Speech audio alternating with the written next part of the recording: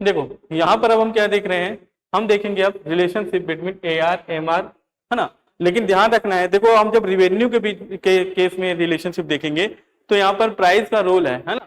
तो यहाँ पे दो कंडीशन देखेंगे, एक होता है यहाँ पर प्राइस कांस्टेंट होगा और एक कंडीशन होगी जिसमें प्राइस चेंज होगा, यानी कि वेरिएबल्स आते जाएंगे प्राइस में, है ना। तो relationship between A R and M R when price remain constant, है ना, ये कैसी रिलेशनशिप है एवरेज रिवेन्यू और मार्जिन रिवेन्यू की, जिसमें प्राइस जो है वो कैसा है, कांस्टेंट है ना। इन market like perfect competition the price of the commodity remain constant at all level of output and any firm in the industry cannot influence the market price, है ना। देखा जाए तो जितने भी प्राइस लेवल की बात कर रहे हैं यहाँ पे, क्योंकि मार्केट जो है वो परफेक्ट कंपटीशन मार्केट है, तो वहां पे हम ये देखते हैं कि price of commodity remain constant all level of output, है ना, जितना भी आप आउटपुट कर रहे हैं उसका प्राइस क्या रहेगा, constant. Any firm of the industry can not influence the market price, और कोई भी फर्म या इंडस्ट्री मार्केट प्राइस को इन्फ्लुएंस नहीं करती है। ये हालांकि परफेक्ट कंपटीशन मार्केट का ही पार्ट है और ये हम आगे बढ़ेंगे, है ना, हमारे चैप्टर में है। पर यहाँ पर अभी आप ये लोग ये समझ लीजिए कि जो परफेक्ट कंपटीशन मार्केट होता है ना, इसमें क्या होता है, किसी भी कमोडिटी के बहुत सारे सेलर्स होते हैं ना, बहुत सारे बायर्स होते हैं, और सारे बायर्स क्या होते हैं, अवेयर्स होते हैं, उनको पता होता है क्या क्या प्राइस है, क्या क्या क्वांटिटी है। और देखा जाए तो बहुत सारी जो गुड्स होती हैं जो यहाँ पे सेल होती है इस टाइप के मार्केट में, उसमें होमोजेनिटीज पाई जाती है, मतलब वो एक दूसरे से डिफरेंट नहीं होगी, सेम लेवल सेम टाइप की गुड्स क्या होती है, सेल होती है। तो यहाँ पर प्राइस क्या होता है, कांस्टेंट होता है ऐसा मार्केट में, है ना। The sale of the product can be higher और lower at the same price only, है ना। अब उसी सेम प्राइस में या तो सेल हाई हो जाएगी या फिर लो हो जाएगी। This implies that the sale of any additional unit M R will be same at A R. यही एक ऐसी कंडीशन है, देखो बेटा, जहां पर ए आर और एम आर सेम हो जाती है। क्यों? क्योंकि बेटा यहाँ पे प्राइस का कोई इफेक्ट नहीं है, तो एडिशनल यूनिट जो भी होगी वहां पर ए आर और एम आर सेम होगा। यही रिलेशन हमको यहाँ पे बताना है कि अगर हम बात करें रिलेशनशिप एवरेज रिवेन्यू और मार्जिन रिवेन्यू की, कौन से केस में बेटा प्राइस रिमेन कांस्टेंट। अगर ऐसे केस को हम देख रहे हैं यहाँ पर प्राइस कांस्टेंट है, यानी कि परफेक्ट कंपटीशन मार्केट की कंडीशन है, तो वहां पे ऑलवेज जो रिलेशनशिप देखी जाती है ए आर और एम आर की, वो दोनों सेम ही होते हैं, मतलब बराबर ही होते हैं। जैसे यहाँ पे देखो, है ना, और अच्छे से क्लियर करते हैं। यूनिट सोल्ड दिया हुआ है 1 2 3 4 5, है ना। अब देखो प्राइस जो है वो फिक्स है, हमने पहले ही देखा। देखो यहाँ पे मैंने क्या बताया, कंडीशन क्या है, परफेक्ट कंपटीशन मार्केट में जो प्राइस होता है वो कांस्टेंट होता है। क्या होता है? कांस्टेंट होता है। तो जब प्राइस कांस्टेंट है तो यूनिट सोल्ड हो रही है, लेकिन प्राइस 10 10 10 10, है ना, 10 रुपीज ही है यहाँ पे। फिर टी आर यानी कि टोटल रिवेन्यू। अब टोटल रिवेन्यू कैसे निकलता है, तो यूनिट मल्टीप्लाई प्राइस, तो ये टोटल रिवेन्यू आ गया टी आर। क्लियर हो रहा है?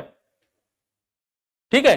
और एम आर कितना हो जाएगा, तो एम आर की बात कर रहे हैं तो ये कितना है, देखो इसका क्या होगा गैप, तो ये 10 10 10। अब ये 10 ही क्यों है, क्योंकि बेटा हर बार वो 10 रुपए की प्राइस पे ऐड कर रहा है, तो क्लियर है कि 10 रुपए ही एडिशनल ऐड हो रहे होंगे।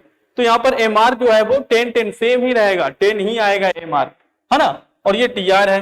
क्लियर हो रहा है ना। अब अगर मैं यहाँ पर ए आर निकाल दूं, है ना, यहाँ पे मैं क्या निकाल दूं, ए आर, तो ए आर कैसे निकलेगा, आपको पता है टी आर को उसकी क्वांटिटी से डिवाइड करना है। तो टी आर कितना है, 10 है, क्वांटिटी कितनी है 1, डिवाइड कर दिए कितना 10 हो गया। यहाँ पर टी आर कितना है 20, क्वांटिटी कितनी है 2, डिवाइड कर दिए 10 आ गया। 30, क्वांटिटी कितनी है 3, डिवाइड कर दिए 10 आ गया। 40, क्वांटिटी 4, डिवाइड कर दिए 10, ऐसा 10। तो देखा जाए तो ये दोनों तो बराबर हैं हर लेवल पे, है ना। तो अगर हम प्रेजेंट करना चाहते हैं relationship between A R and M R, है ना, व्हेन प्राइस रिमेन कांस्टेंट, अगर हम ये मान रहे हैं कि परफेक्ट कंपटीशन मार्केट है जिसमें जो कमोडिटी है उसका प्राइस चेंज नहीं हो रहा है, वो कांस्टेंट है, तो बहुत ही सिंपल सा है, यहाँ पर स्ट्रेट लाइन ड्रॉ हो जाएगी। क्यों? क्योंकि दोनों ही बराबर है, दोनों में कोई भी वेरिएंस नहीं आ रहा है। तो देखो यहाँ पे आउटपुट यूनिट सोल्ड कितनी है 1 2 3 4 5, है ना। और रिलेशनशिप बताने के लिए मैंने ए आर और एम आर को प्रेजेंट किया है वाई एक्सिस में, है ना। तो यहाँ पर 10 10 के गैप में मैंने स्टैंडर्ड ले लिया इसका। अब देखिए दोनों ही केस में दोनों ही 10 है, देखो ये भी 10 है और ये भी 10 है, तो क्लियर है कि दोनों 10 से क्या हो जाएंगे, इस तरीके से एक लाइन ड्रॉ हो जाएगी। यहाँ पर हम क्या प्रेजेंट कर पाएंगे, price equal to A R equal to M R, है ना, ये क्या है इसके बराबर है। तो पहला रिलेशनशिप तो बहुत इजी था। अगर प्राइस रिमेन कांस्टेंट वाले केस में देखें तो कोई अंतर नहीं है, दोनों ही क्या हो जाएंगे, मैच कर जाएंगे, एक दूसरे के बराबर होंगे, है ना। अब सेकेंड देखते हैं यहाँ पे, है ना। देखो relationship between T R and M R when price remain constant. अब किसके बीच बात हो रही है, यहाँ पे टी आर और एम आर के बीच में बात हो रही है ना। यहाँ पे ए आर और एम आर के बीच में बात हो रही थी, सॉरी एक मिनट,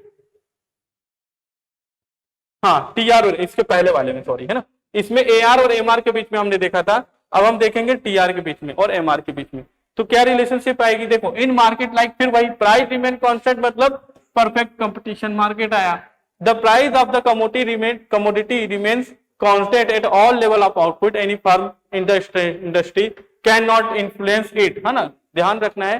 परफेक्ट कंपटीशन मार्केट में जो कमोडिटी होगी उसके प्राइस सभी मार्केट में क्या होंगे, फिक्स होंगे यानी कांस्टेंट होंगे, और कोई भी फर्म या इंडस्ट्री इस प्राइस को इन्फ्लुएंस करने की कोशिश नहीं करेगी, उसकी कंडीशन है ना। The sale of product can be higher और lower the same price only, है ना, since MR remain constant. MR और एआर यहाँ पे क्या होगा, बराबर होगा, इसके पहले हमने देख लिया अभी। TR also increase at constant rate, TR तो इंक्रीज करेगी, देखिए टोटल रेवेन्यू तो बढ़ेगा लेकिन वो कांस्टेंट एक फिक्स रेट से ऊपर चढ़ेगी, है ना। Then hence TR is a straight line with the positive slope. TR is zero at the zero level of output and increase at the constant rate, है ना। TR जो होगा वो इंक्रीज तो होगा लेकिन वो कांस्टेंट रेट से इंक्रीज करेगा, है ना, with the increase of sales. TR curve start from the origin. अब देखो ये कैसे होता है, इससे जल्दी क्लियर हो जाएगा। यहाँ पर देखिए मैंने यूनिट ले लिए, यूनिट सोल्ड 1 2 3 4 5, है ना, यूनिट सोल्ड दे दिए आपको। अब यूनिट सोल्ड के साथ प्राइस दे दिया, देखो प्राइस हमको क्या मानना है, कांस्टेंट, तो 10 10 10 10, हमने प्राइस हमको चेंज नहीं करना है, वो फिक्स रहेगा।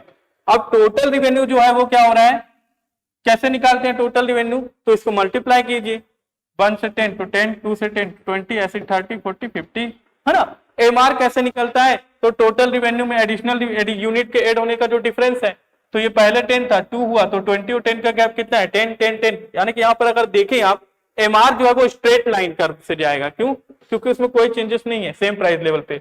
लेकिन टोटल रिवेन्यू जो है वो क्या हो रहा है, इंक्रीज हो रहा है, और ये जो रेट है यहां पर भी 10 का गैप है, यहां पर भी 10 का गैप है, इसकी जो इंक्रीजिंग रेट है ना, वो कितनी है 10 है। तो इसके रिलेशन को कैसे प्रेजेंट किया जाएगा प्राइस रिमेन कांस्टेंट वाले में, तो सिंपल सा है, ये वाला टीआर और एमआर को बता रहा है वाई एक्सिस, और एक्स एक्सिस को किसको प्रेजेंट कर रहा है, यूनिट सोल्ड को प्रेजेंट कर रहा है ना, किसको प्रेजेंट कर रहा है, यूनिट सोल्ड को। तो यहां पर देखो जब ये 1 था तो ये 10 था, तो एमआर और एआर वाला तो पिछला जैसे मैंने समझाया तो सेम वही कर्व होगा, है ना।